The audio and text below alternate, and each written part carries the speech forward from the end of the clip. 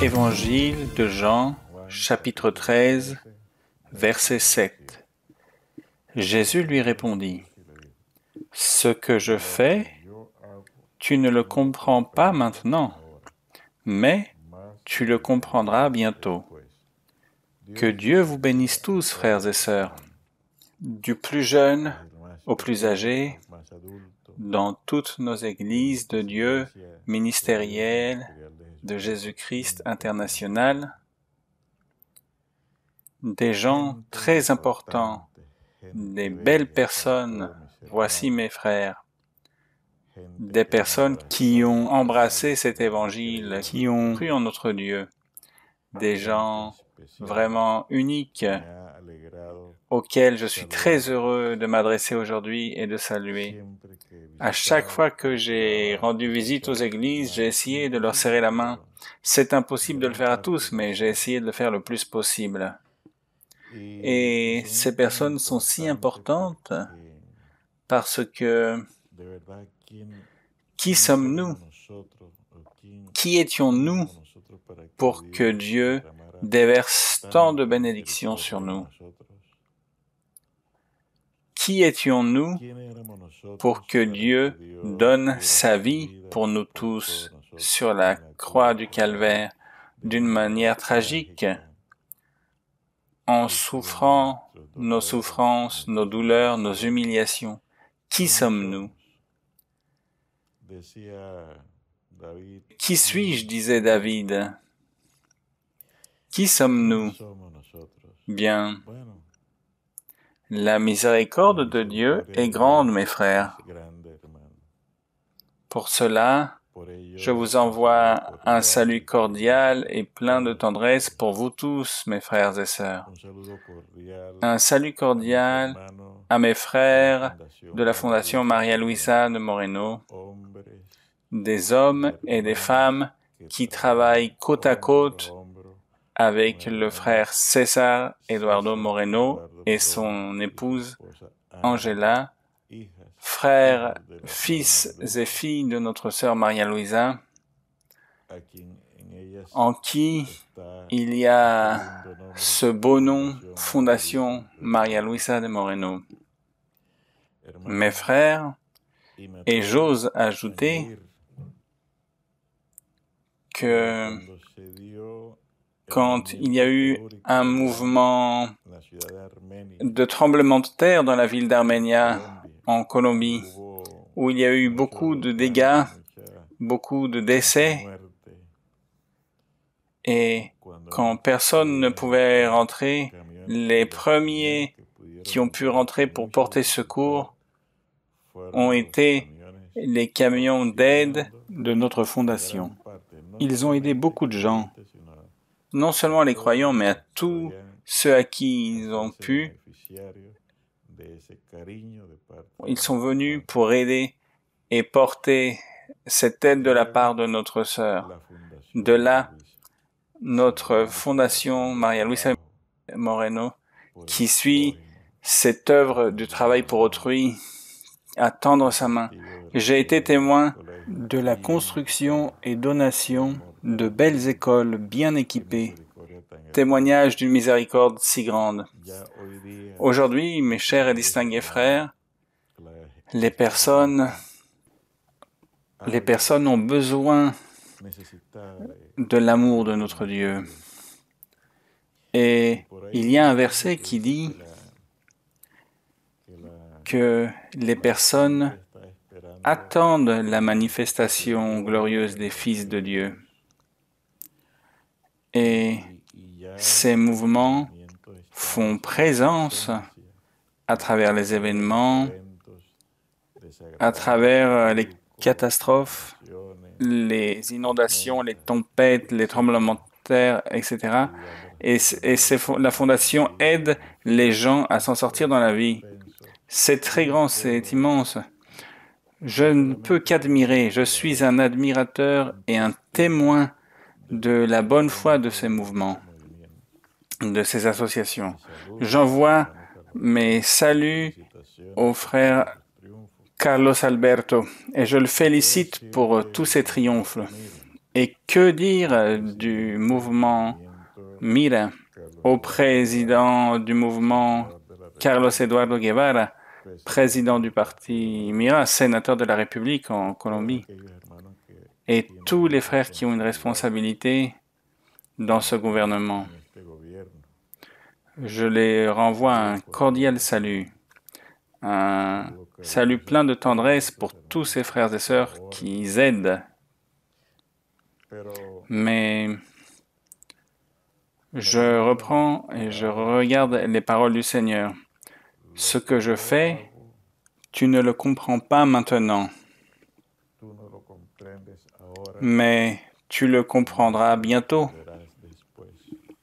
Frères et sœurs, il est vrai que nous avons été instruits ou nous nous sommes fait une idée que la chrétienté est limitée aux 4 murs des temples.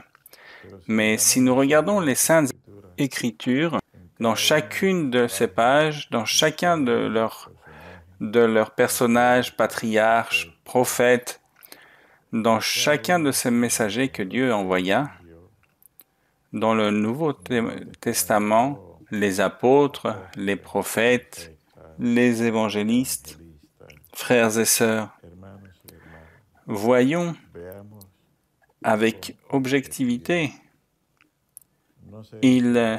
leur action ne se limitait pas à 4 murs. Ils avaient une vie publique, une vie sociale.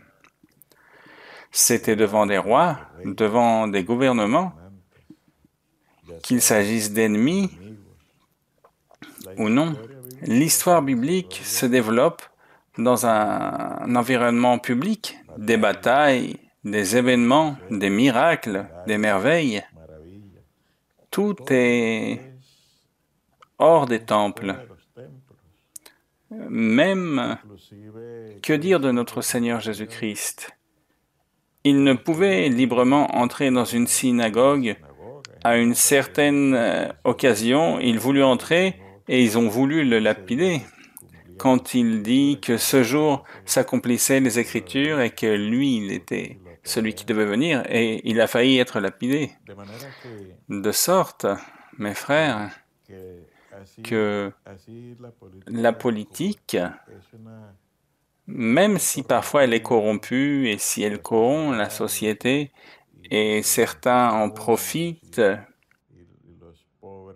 et si cela rend parfois les gens pauvres encore plus pauvres, eh bien pour cela, il y a un mouvement avec un haut niveau de crainte du Seigneur, avec un bon témoignage, qui donne le bon exemple, qui intervient pour qu'il soit fait aussi justice, non seulement aux croyants, mais à tous.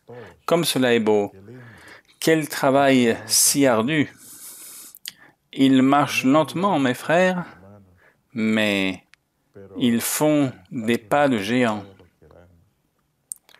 Ils sont comme s'ils travaillaient sous la terre et soudainement, tout le monde voit tout leur travail et leur bon exemple. Mais mes frères et sœurs, ce que les personnes ne comprennent pas du mouvement MIRA, de la Fondation, pensons et comprenons ces versets, cette parole du Seigneur. Je ne comprends pas tout ceci au sujet de MIRA. Eh bien, je le comprendrai ensuite. Je ne vais pas murmurer ni accepter des murmurations. Je ne crois pas, mais je respecterai. Je vais venir à l'assemblée pour bénir le Seigneur, le louer, le glorifier, et peut-être je plairai à Dieu, il me donnera un beau message, il me libère, il me guérit, il me bénit, et je ne comprends pas la partie de la politique. mais Dieu est immense et il est béni, et un jour il ouvrira mon entendement et je comprendrai ce plan merveilleux. De sorte, frères et sœurs, qu'aujourd'hui, notre évangile n'est pas réduit à 4 murs.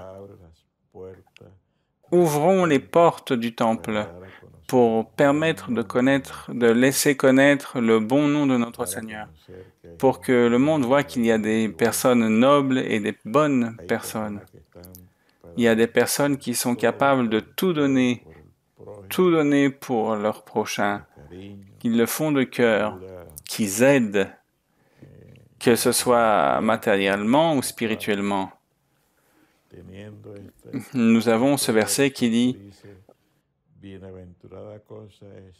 Il y a plus de bonheur à donner qu'à recevoir ». Et c'est ce que permettent ces mouvements, de donner, d'apporter, en pensant à l'amour de notre Dieu, en offrant un bon témoignage, une loyauté envers autrui. Mais enfin, pensons qu'il a été pris une mauvaise décision. Par exemple, ce que je ne comprends pas maintenant, je le comprendrai bientôt. Voyons ce verset 7. Jésus lui répondit, « Ce que je fais, tu ne le comprends pas maintenant. » C'est-à-dire ce que lui fait. Peut-être, je ne comprends pas ce que Dieu fait. Je ne le comprends pas. Dans une partie, il dit par exemple, « Est-ce de ma faute si ton œil est malade ?» par exemple. Non, mes frères. Voyons avec une bonne intention et marchons à l'ombre de Dieu, marchons vers l'avant, allons de l'avant, grandissons dans le Seigneur, et un jour, le Seigneur va nous expliquer, va nous bénir, parce que tous ceux qui aident, Dieu leur a donné cette envie, il leur a donné cet amour pour ce mouvement et pour la fondation. Surtout pour notre Église, pour notre ministère, parce que tout vient d'en haut. Voyons les fruits. Vous les reconnaîtrez à leurs fruits. Voyons le fruit de ces mouvements. Bien entendu, si mon œil est mauvais, je vais voir les choses mauvaises. Mais voyons les fruits. Paul disait, quand il parlait aux Corinthiens, chapitre 15, verset 33, « Ne vous y trompez pas, les mauvaises compagnies corrompent les bonnes mœurs. » Les bonnes mœurs de l'évangile de vie, les bonnes mœurs de la vie sainte, de la vie agréable devant Dieu, les bonnes mœurs, les bonnes coutumes du bon témoignage, de la vie agréable devant les yeux de notre Dieu. Ces bonnes coutumes ne peuvent être corrompues. Ainsi, ne prêtons pas attention aux mauvais commentaires, aux commentaires qui ne viennent pas d'en haut. Écoutons notre Dieu, regardons notre Dieu, et un jour, Dieu, dans son infinie miséricorde, me fera comprendre, me laissera comprendre. Aussi, nous sommes devant le Seigneur, l'Évangile ouvre ses portes pour exprimer son amour du prochain. Comme il est beau, comme il est merveilleux, que de ne pas nous limiter seulement à 4 murs, mais aussi, tels les personnages de la Bible, qui se présentèrent devant des rois, devant même Pharaon, devant toute cette vie publique. Là était la grandeur de notre Dieu. Frères et sœurs, que Dieu vous bénisse. Et je vous rappelle, ne vous y trompez pas, ne permettez pas, Je vous raconte un témoignage. En une occasion, nous avons prié pour une personne très malade. Je vous raconte ça en tant que témoignage. Je ne mens point. Là, une personne de ma famille, l'Esprit Saint a fait voir à cette personne que parce qu'elle prêtait son attention et son oreille à des commentaires, elle se trouvait dans cette situation. Frères et sœurs, cette personne était prête à mourir, à disparaître. Non, mes frères, Dieu nous a appelés pour le salut.